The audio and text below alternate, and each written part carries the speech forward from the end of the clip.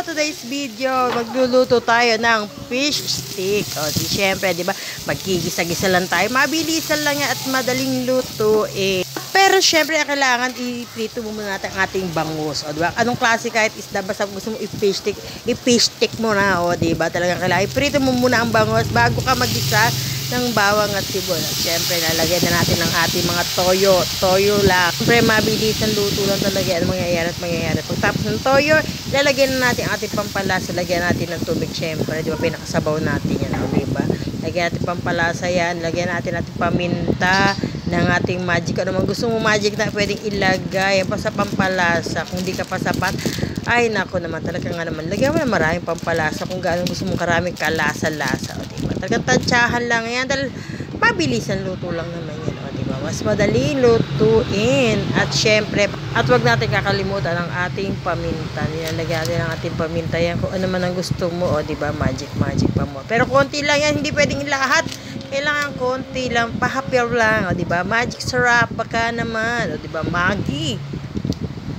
At ayan, syempre, papakuluin natin yan, papakuluin hanggang kumulo. Joke lang, o diba? Syempre, pakuluin lang natin yan. At syempre, yan, diba? Namitas tayo ng limon na lemon talaga, namitas tayo sa taas. At syempre, may tanim tayong lemon para makatipid-tipid naman tayo sa mga pampalasa kung ano mailalagay natin. Ayan, diba? Sinama na natin mga pulp, o diba? Pulp ng lemon. Sayang din yan, kakatas din at taasim, o diba?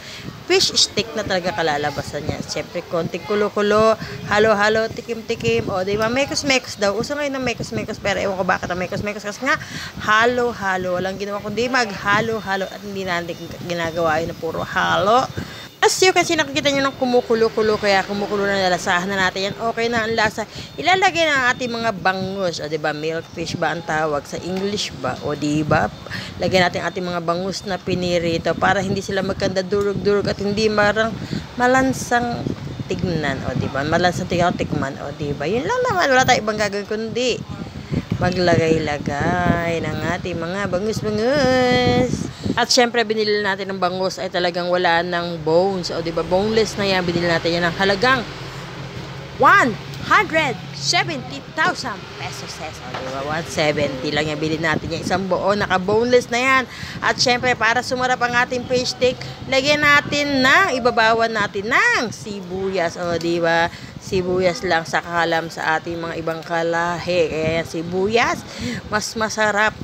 O, diba? Talagang lagay ng sibuyas pa ibabaw at tapos patayin ng apoy para naman mas crunchy pang ating sibuyas.